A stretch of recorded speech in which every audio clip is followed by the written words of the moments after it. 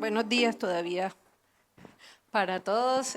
Gracias por la invitación. Qué bueno estar aquí con ustedes y gracias a ustedes por esperar, porque sé que tuvieron ayer una jornada larga y hoy estuvieron aquí desde muy temprano. Bueno, entonces vamos a hablar de una enfermedad que de pronto pocos conocen y espero que sean más de los que yo pienso que sí la conocen, porque generalmente en pregrado nunca vemos nada respecto a este tema. Entonces, la he titulado así, podría tratarse de un angioedema hereditario, es porque pues, no es la causa más frecuente de angioedema, ¿cierto? Este es mi conflicto de interés para esta presentación. Entonces, cuando ustedes empiezan a revisar el tema de angioedema, encuentran muchas clasificaciones. Esta es la más reciente, esta es la que tenemos más reciente a nivel mundial y que está aceptada en todos lados. Y entonces vemos de la clasificación, podemos hablar de los angioedemas mediados por mastocitos, los mediados por bradiquinina. Este pointer tiene su magia. Los que comprometen el endotelio vascular, los inducidos por medicamentos y los que todavía tienen causa desconocida. Y aquí, en la segunda, en donde está en amarillo, podemos observar que es donde está del que vamos a hablar hoy, el angioedema hereditario por deficiencia de C1 inhibidor. Entonces aquí, para hacerlo más práctico, les traje lo de las diferencias clínicas entre el angioedema histaminérgico, que llamamos angioedema alérgico, que es el que más vemos, tanto en las urgencias como en las consultas, y les traje un paralelo para poder diferenciar con estas características cuando se trate sí de un angioedema histaminérgico o no de él, que es mucho más frecuente, obviamente. Se puede dar a cualquier edad, generalmente. El mediado por bradiquinina se da más bien más grandecitos, empiezan los primeros síntomas. El tiempo de presentación es rápido. Un paciente con angioedema histaminérgico es un paciente que hizo una reacción con algún alimento de mar, por ejemplo, empieza a consumirlo, alergia al camarón. Aquí en Cartagena estaba comiendo un coctelito y el paciente empezó con edema de labios, se le hinchó el ojo y eso es rápido, mientras lo esté consumiendo o muy poco tiempo después de haberlo terminado de consumir. Y se le da su antihistamínico, su esteroide, y el paciente mejora rápidamente. En menos de 24 horas ese angioedema está completamente resuelto, a diferencia del angioedema mediado por bradiquinina, que es un angioedema que la presentación es lenta, va despacio y puede demorar hasta 72 horas en desaparecer. Generalmente tiene un compromiso familiar, ¿verdad? Como lo vamos a ver en el 75%. En el angioedema histaminérgico, o sea, alérgico, no es necesariamente que tenga que tener un compromiso familiar o un antecedente familiar. Y como les decía, las terapias que usamos en la consulta o en la urgencia son eficaces contra ese angioedema. Si le ponemos el antihistamínico, el paciente empieza a responder, se le pone el esteroide y si hay un compromiso laríngeo, obviamente ponemos adrenalina y ese paciente va a quedar súper bien como si no le hubiese pasado nada. En cambio, con el paciente con angioedema hereditario, por más de que le coloquemos todo lo que queramos colocarle de lo que no sabemos, no va a funcionar. Listo. Entonces aquí les traigo un caso clínico para que vamos mirando cómo esto es como un resumen de la vida de muchos de nuestros pacientes ya diagnosticados, lo que han tenido que pasar. Esta es una paciente femenina de 53 años que sus síntomas aparecieron a los 7 años. Le daba más o menos edema 2 a 3 veces al mes con dolor abdominal intenso, 2 veces al año más o menos. Esos episodios le podían durar hasta una semana.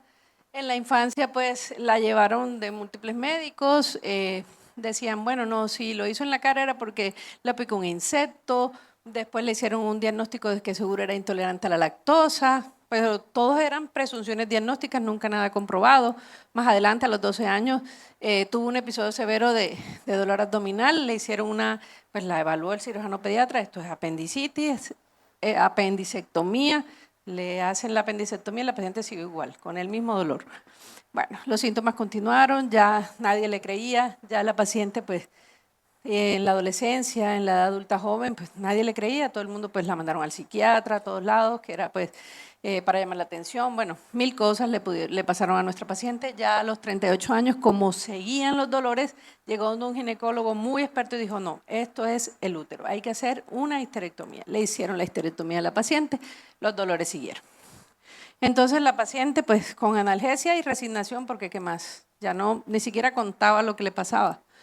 La paciente, no sé, ustedes saben con todo esto del Google, encontró un artículo sobre angioedema hereditario y bueno, y consultó a un médico que tenía la experticia en el tema y pues este médico empezó a preguntar su historia y encontraron que había antecedentes familiares porque su padre y su hija tenían síntomas similares. Bueno, para hacerles corta la historia, le hicieron exámenes de laboratorio, pues el doctor hizo una historia clínica completa, hizo los diagnósticos pues adecuados, pidió los exámenes que necesitaba, hizo el diagnóstico de angioedema hereditario, le inició tratamiento, pero la paciente pues mejoró y ya cambió su vida. Listo.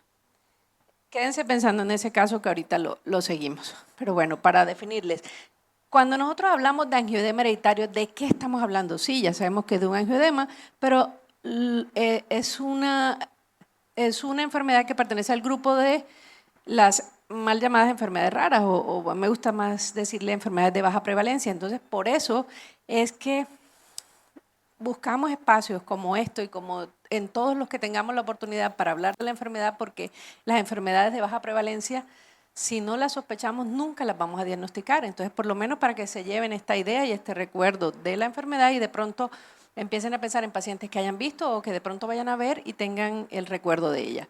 Esta es una enfermedad de transmisión autosómica dominante, se caracteriza ¿por qué? Por episodios recurrentes, no son edemas que lleven un mes o 2 años o algo, no, es episodio recurrente. El paciente le da el edema, mejora, queda bien, otra vez aparece el edema. Entonces, para que lo tengamos en cuenta, la recurrencia es muy importante para definir y puede comprometer pues la parte subcutánea o la submucosa y cualquier órgano, principalmente pues facial, pero también extremidades, genitales y vía aérea superior, que es el que le tenemos que tener con un poquito más de urgencia y correrle más. Tiene una prevalencia de 1 en 50.000, de pronto puede ser un poco mayor, pero esto por retrasos en el diagnóstico pudiera ser. Y el 75% de los pacientes tienen un antecedente familiar en alguien, pues. El otro 25% son de novo. No hay diferencias ni étnicas ni geográficas, o sea, no es que dé más en una raza que en otras, como estamos acostumbrados en otras enfermedades. Bueno, con relación a la edad de aparición de los síntomas, es muy importante que lo tengamos en cuenta porque la gran mayoría de los pacientes experimentan su primer episodio en la infancia temprana. O sea, estos pacientes a 5 años, la gran mayoría ya ha tenido su primer episodio y si no, pues antes de la adolescencia ya lo ha presentado, pero como no lo conocemos, muchas veces pacientes pasan por tener otra enfermedad. Cuento algo, yo tengo un paciente que es de un pueblo de Antioquia y yo le dije, tráeme una foto de cuando tú eras niño. Y me la llevó y tenía un pañuelito amarrado así. Y yo le dije, ¿y por qué? Y esa foto dice, no, esto representa mi infancia, doctora, porque como yo tenía paperas, o sea, yo duré con paperas 15 años de mi vida, yo como así, entonces le ponían ya ese pañuelito, él lo tenían de todos los colores, se lo cambiaban de acuerdo a la ropa porque el niño le daban paperas, o sea, le dieron paperas no sé cuántas veces en su vida, pero bueno, ese es su recuerdo de su infancia. Entonces, pongámonos en los pies en los zapatos de estos pacientes. Los síntomas aparecen súper temprano. Generalmente cuando llegan a la pubertad aumenta la prevalencia y la frecuencia y la severidad y realmente entre más temprano empiecen los síntomas, la severidad de la enfermedad es mayor. Eso se ha asociado. Entonces podemos ver en diferentes grupos a nivel mundial que se han estudiado la edad de inicio y vemos muy parecido. Incluso en nuestro estudio colombiano, pues aquí el doctor César, que participó con nosotros en este estudio, encontramos que la edad promedio de aparición es de 13 años. Y la diferencia entre la edad de aparición y la edad de diagnóstico es grande. Y uno de los objetivos de nosotros es disminuir esta brecha.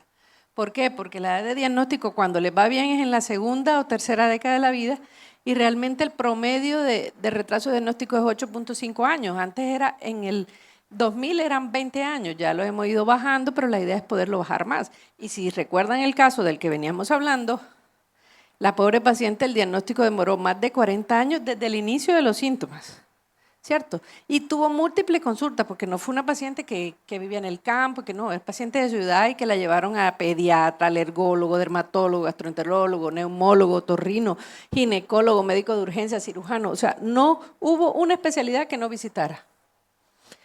Y realmente, pues aquí lo más importante, el mensaje que quiero dejarles es la importancia del diagnóstico precoz para mejorar pues la calidad de vida en estos pacientes.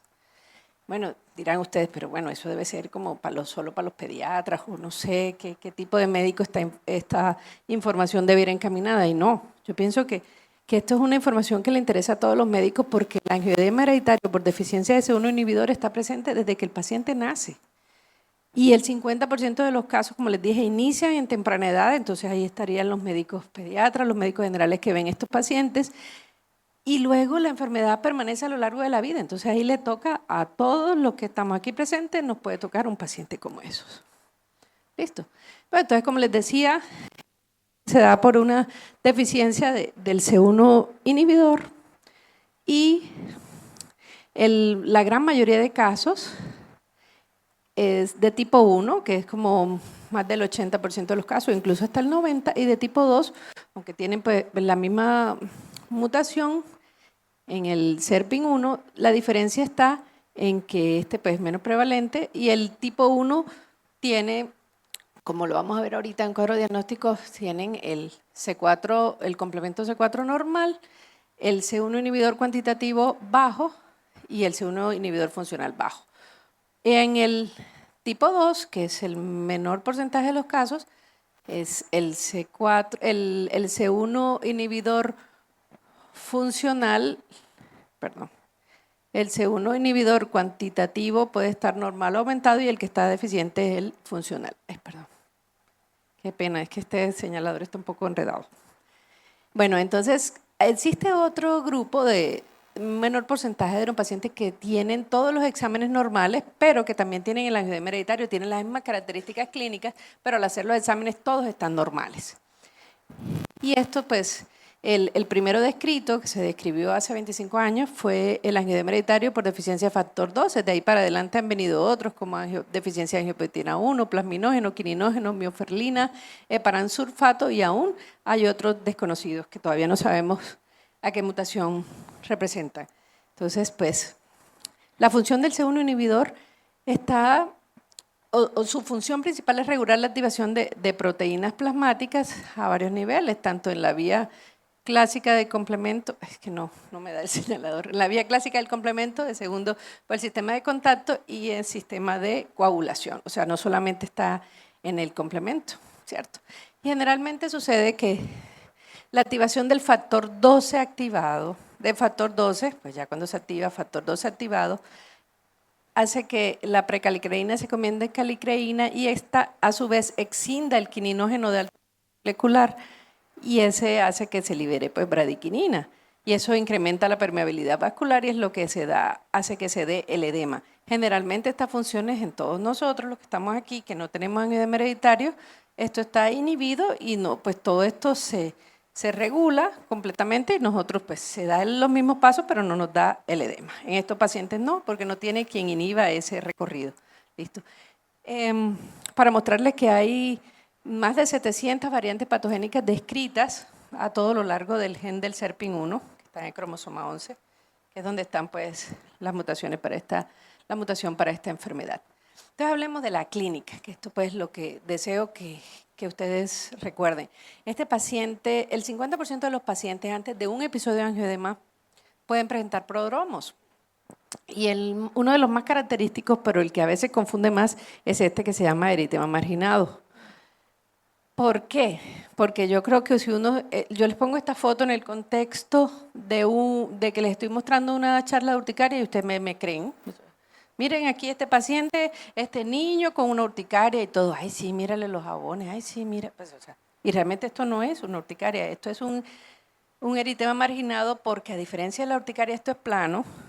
Esto no es jabones rojitos que con alrededor blanco, sino son como si fueran unas líneas serpiginosas, entonces es un eritema marginado. Pero nos puede llegar a confundir, porque vemos esto de pacientes con el ojo cerrado, los labios hinchados y esto es urticaria. No, señora, dele la loratadina porque este niño lo que tiene es urticaria. Entonces, para que lo tengamos en cuenta. Puede ser una gran pista o puede ser una gran confusión. Pero también estos pacientes de prodromos pueden sentirse como si fuera a dar gripas, como si fuera a dar un resfriado. Entonces este paciente siente desganado, como congestión, como si fuera a dar fiebre, como que le da sed, como unos síntomas inespecíficos, pero que la gran mayoría lo refiere. Y entonces dirán ustedes, ¿pero ellos tienen eso siempre así o les da porque sí? Puede haber unos episodios asociados a factores desencadenantes. Unos factores desencadenantes como las temperaturas extremas, tanto mucho calor o mucho frío, en los niños principalmente infecciones virales, que ustedes saben que ellos son, les repite muchísimo las infecciones y esto puede desencadenar sus episodios. Algunos medicamentos, traumas, y yo no estoy hablando de traumas como este, pues un trauma craneoencefálico severo, estamos hablando de traumas que para cualquiera de nosotros ni siquiera es un trauma. O sea, si nosotros trabajamos sentados en un escritorio, pues sentados todo el día, pues nosotros levantamos y de pronto al final nos duele la pierna o el glúteo, pero no nos hinchamos. Entonces, pues estos pacientes hasta ese contacto prolongado puede generar un episodio de angioedema. Un paciente tocando el piano, incluso, pues, de un pacientico de Santa Marta que estaba en clases de piano, porque como no podía jugar fútbol, no podía hacer deporte de contacto, pues lo metieron a clases de piano, de guitarra se le hinchaban los deditos, entonces lo pasaron a piano, que era más suave y también, o sea, ¿quién tocando un piano se hincha? Pues poca gente. Entonces, no son traumas severos, puede ser trauma de cualquier intensidad y el estrés.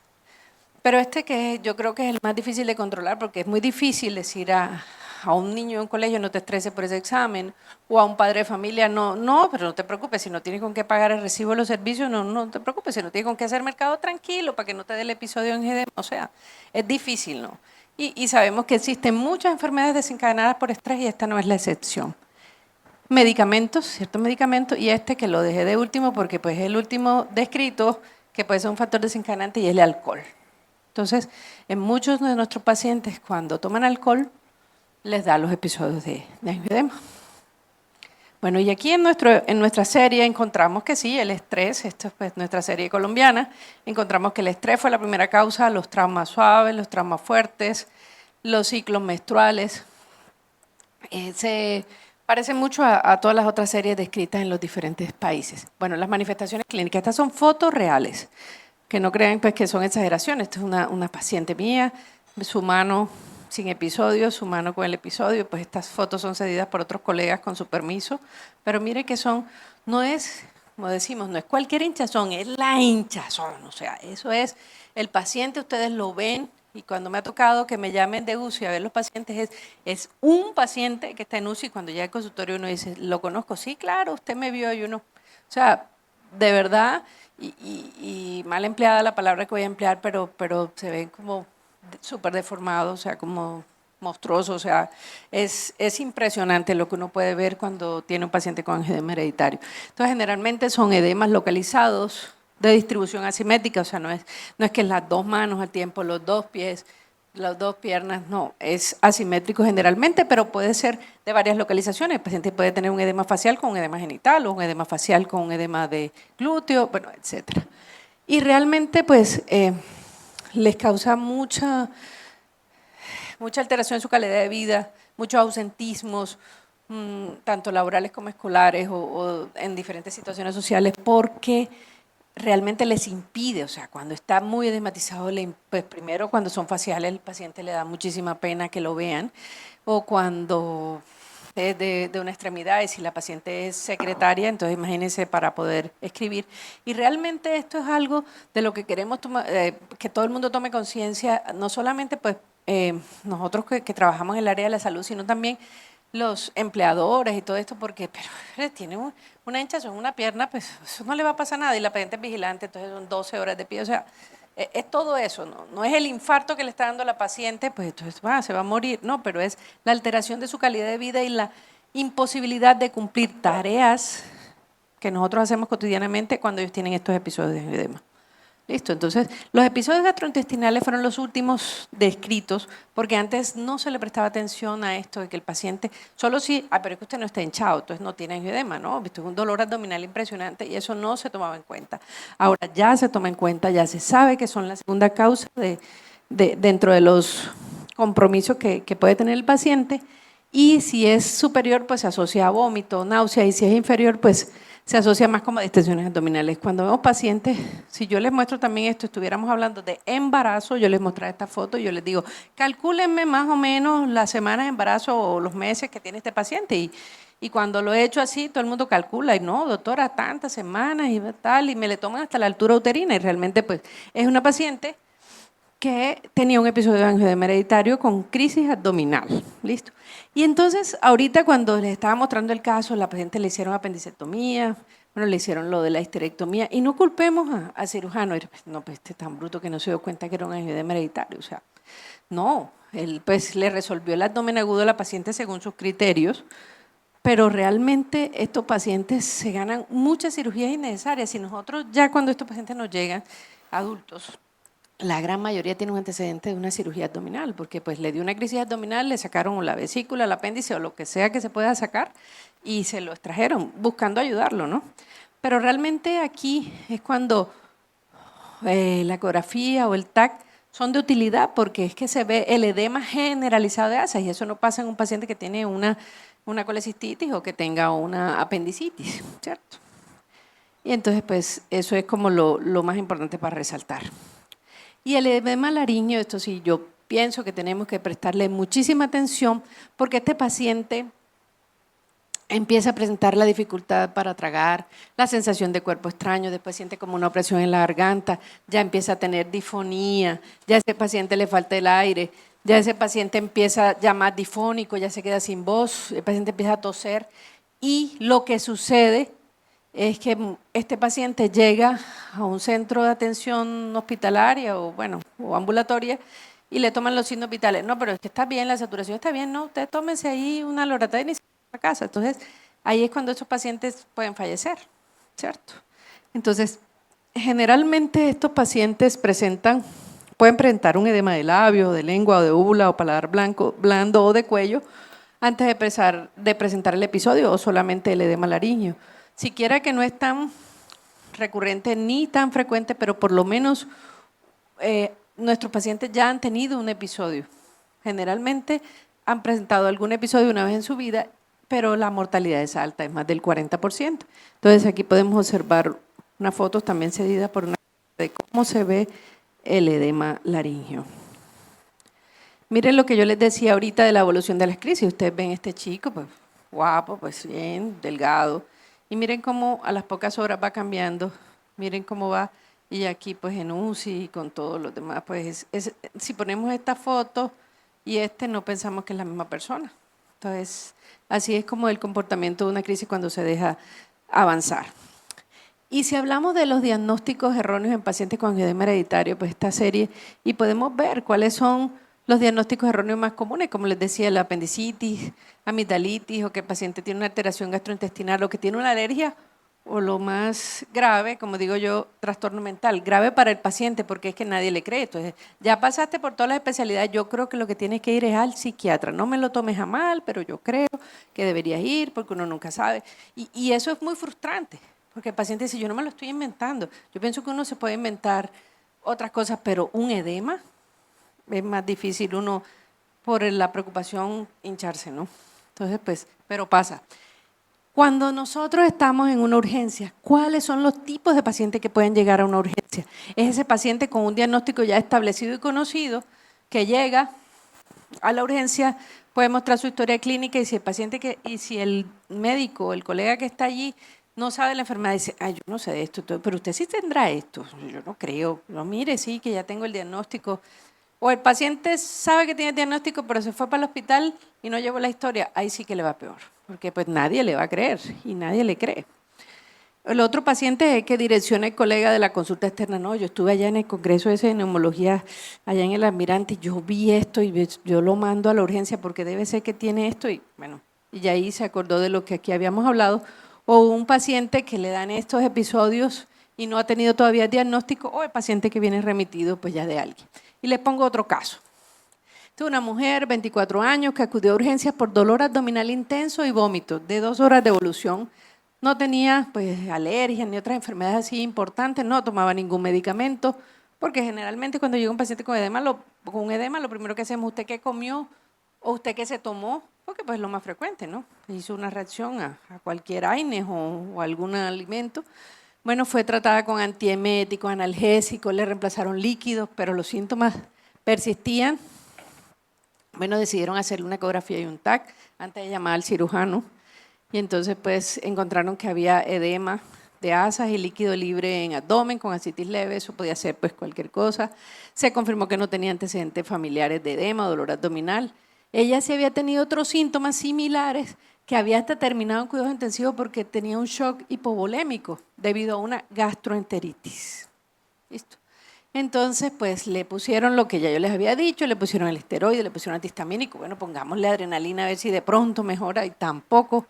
Entonces, pues alguien llegó por allá y llamaron a alguien que de pronto había estado por allá en un congreso y supo, entonces pidámosle un C4, estaba abajo, bueno, toda la cosa, hicieron el diagnóstico, le recibió el tratamiento específico y 2 horas después de todo eso, de que le pasaron el tratamiento, mejoró. Entonces, con otras colegas de otros países tuvimos la inquietud de decir, bueno, ¿por qué no hacemos algo que quede fácil? Que sean como unos signos de alarma para que los colegas de la urgencia piensen en angioedema hereditario. Entonces nos pusimos a trabajar en ello y sacamos este artículo ya hace pues unos añitos, pero es muy práctico porque o lo tenemos en el escritorio de nuestro computador o impreso en el escritorio y es súper fácil porque es como una mnemotecnia. Entonces lo llamamos el ABC de los signos de alarma de angioedema hereditario. Entonces nosotros dijimos A, angioedema, B, bradiquinina, C de C1 inhibidor, D de factores desencadenantes, E de epinefrina, pues no respuesta a la epinefrina, F de historia familiar y G de episodio gastrointestinal o edema de glotis. Entonces, pues la mnemotecnia también la pusimos así como en español. Entonces, ya aquí A, angioedema o no respuesta a antihistamínicos. Aquí le agregamos, en la E le agregamos no respuesta a esteroides. Y bueno, es como fácil para recordarlo, ¿no? Entonces, pues si después lo desean, me escriben y yo se los envío porque está súper chévere, súper cortico, son 4 hojitas, pero pues yo creo que es de mucha utilidad para todos. Entonces, ahora sí, bueno, ya nosotros hicimos esa historia clínica, ya tenemos el 80% del diagnóstico, ya está casi hecho con una historia clínica tan completa como la que nosotros le hicimos a nuestro paciente. Ahora vamos a hacer, ¿cómo lo estudiamos? ¿Cómo lo comprobamos? Entonces, este paciente, ya sabemos, con angioedema recurrente, sin urticaria y que pues, el 75% tiene antecedentes familiares positivos, le medimos el C4. Entonces, nosotros el complemento C4 se hace, yo creo que en este momento en todas las instituciones de segundo nivel, pues miden un complemento C4, miramos si está bajo y tenemos la sospecha, lo repetimos para estar completamente seguros de que eso es así y ya luego si medimos los niveles de C1 inhibidor cuantitativo y de C1 inhibidor funcional. Si no hay funcional, porque ese es el que menos está al alcance, con el medir el C1 inhibidor cuantitativo ya tenemos el 90% de los diagnósticos. Ya el otro, pues lo mandan para el alergólogo y ya nosotros miramos cómo organizamos y muy amablemente, pues los amigos del laboratorio Takeda nos apoyan para hacer el estudio de estos pacientes en los sitios donde no tenemos todos estos implementos para hacer el C1 inhibidor funcional. Entonces, pues aquí ya tenemos la clasificación de acuerdo a cómo nos dé, como se lo expliqué ahorita, si está todos bajos o todos bajos y unos altos, y podemos nosotros definir este paciente. Si nuestro paciente tenía toda esa historia, nosotros dijimos, no, yo pensé todo lo que la doctora dijo, una historia y le hago los exámenes y nada, y me salen normales, entonces podemos estar hablando, como les decía, de un angioedema hereditario con su inhibidor normal. Y entonces, pues, ahí están pues las diferencias con las mutaciones y también podemos, si no encontramos nada, se estudiaron todas las mutaciones, pues ya aquí busquemos otras causas de angioedema, que no son mediados por bradicinina. ¿Y qué vamos a hacer con ese paciente? Ya está muy bonito, ya sí, usted lo sospechó, lo diagnosticó y ahora yo qué hago, pues antes, como le decía ahorita, antes del 2013 nosotros rezábamos por ese paciente, le deseábamos mucha suerte, le tocábamos el hombro y no había nada más que hacer. A partir del 2013 ya llegaron los medicamentos a Colombia y podemos decir y darnos el lujo de que dentro de Latinoamérica nosotros estamos 3 países que tenemos todos los medicamentos que hay en el mundo disponibles, los tenemos en Colombia. Entonces eso ha sido un trabajo arduo, pero se ha logrado y podemos tratar a nuestros pacientes y todos están cubiertos por su seguro. O sea, ojalá diagnosticamos mucho antes de que las EPS se acaben y que ojalá no se acaben, para que nuestros pacientes sigan recibiendo estos medicamentos que son de alto costo, pero que les salvan su vida. Entonces, nosotros dividimos los objetivos del tratamiento en 3. 1, controlar los episodios de angioedema, entonces eso es el tratamiento agudo. ¿Sí? Prevenir el desarrollo de episodios de angioedema bajo situaciones de riesgo, eso sería una profilaxis a corto plazo. Y prevenir la aparición de nuevos episodios de angioedema a lo largo de su vida, y eso es una profilaxis a largo plazo.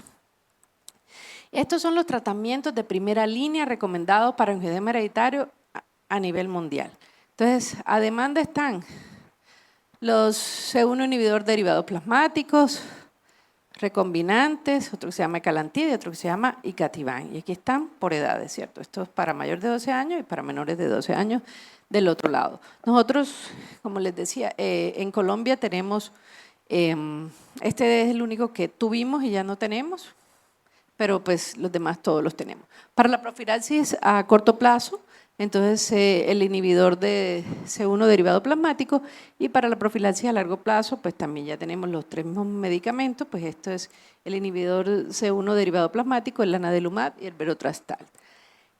Aquí le pongo en rojo porque ahorita les voy a contar que esto es una primicia, que pongo aquí el lanadelumab en pacientes pediátricos, es una primicia.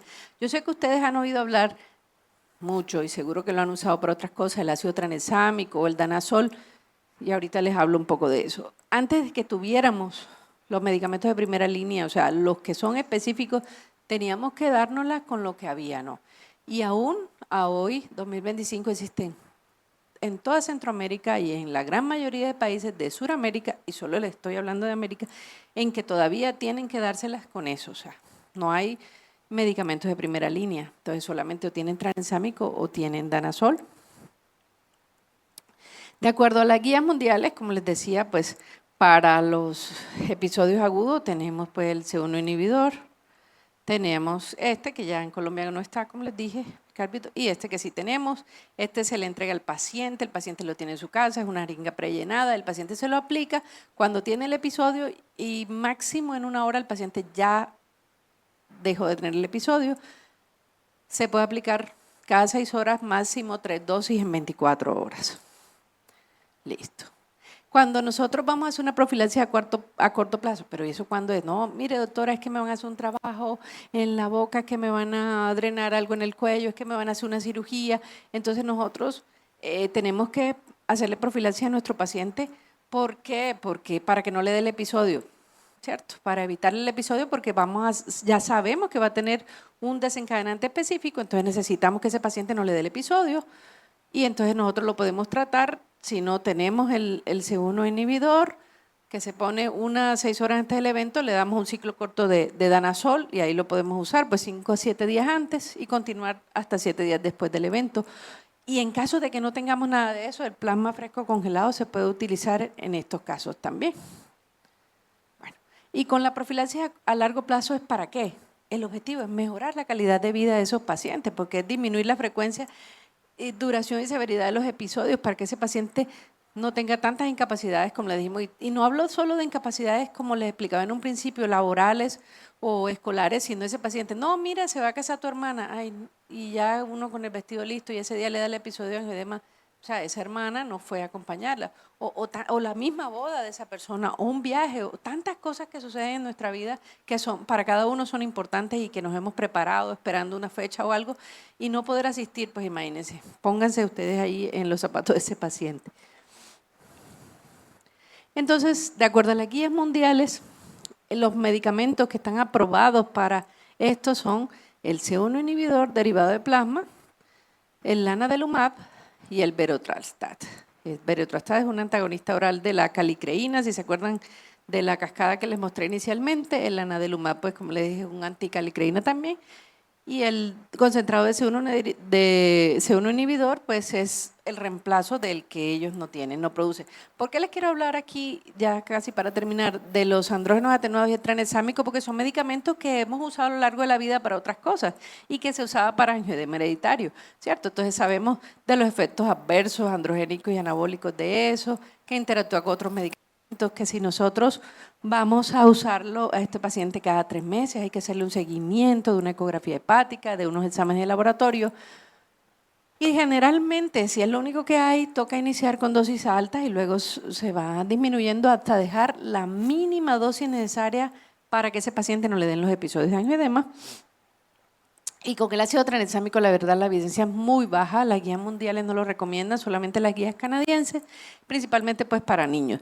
Pero en los países como nosotros, que tenemos medicamentos de primera línea, estos dos medicamentos ya no deberían tener pues ningún uso.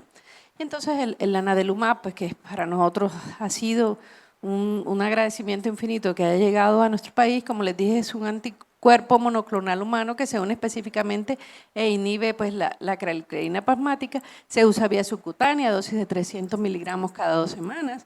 Y realmente cuando ya llevamos un lapso de 6 meses que el paciente no ha tenido episodios, pues podemos pasarlo a cada mes y realmente los estudios han sido muy buenos. Esto es un antes y un después.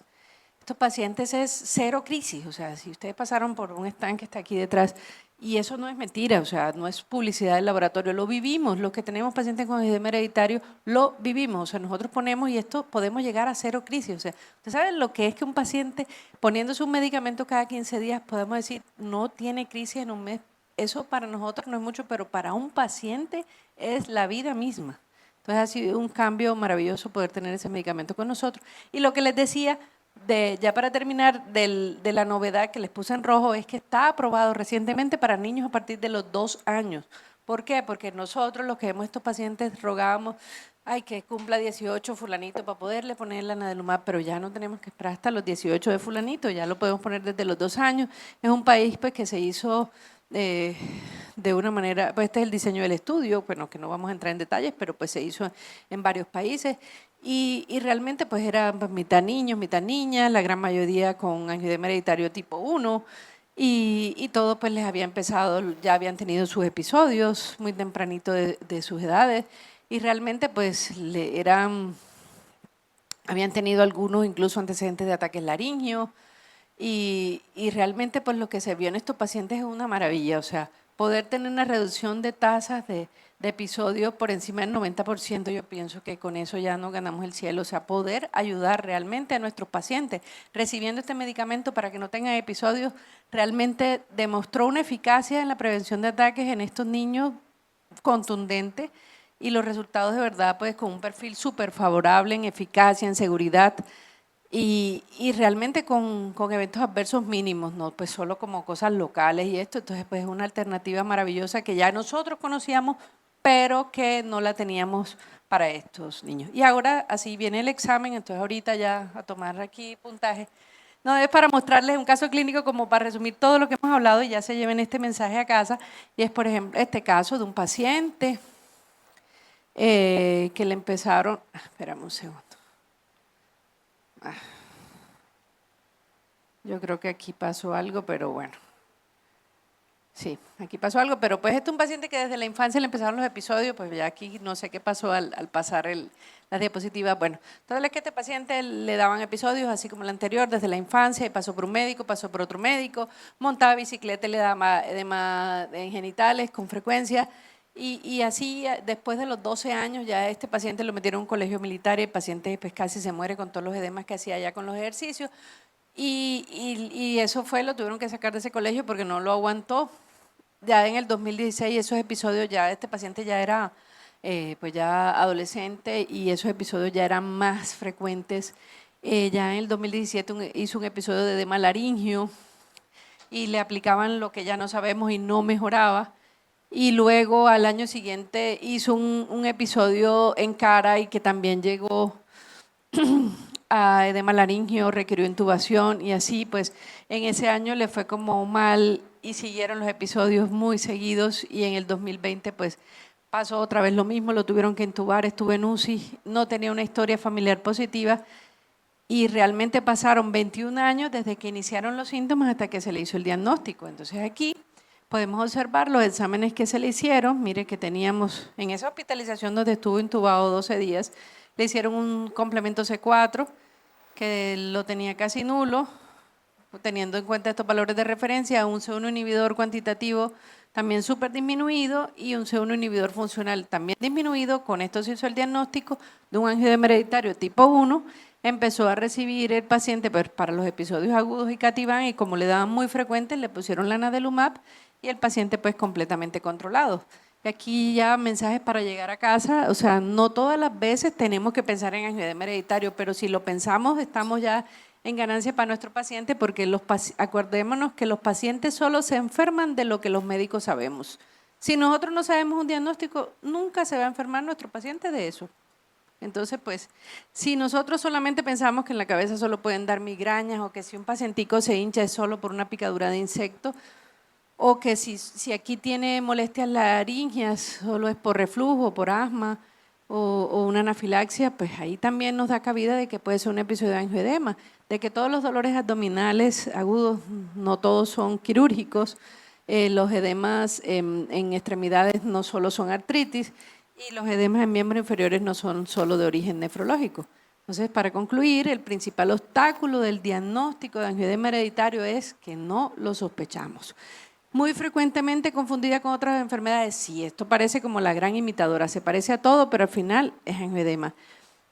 Estos espacios los agradecemos muchísimo para impulsar esa educación médica continuada, para que todos tengamos el mensaje y todos lo pensemos, para hacer cada vez diagnósticos más tempranos, iniciarle tratamientos específicos que ayuden a mejorar la calidad de vida de nuestros pacientes. Adicionalmente, poder tener un registro adecuado de cuántos pacientes tenemos en Colombia. En el voz a voz parece que hay 500 pacientes en Colombia, pero realmente en el registro oficial tengo la mitad de esos. Y crear una mayor conciencia realmente en todos los médicos de que esta enfermedad pues debe ser manejada multidisciplinariamente, y de que tenemos que ser muy exigentes a la hora de pensar en los diagnósticos para poder determinarlo. Bueno, muchísimas gracias por su atención.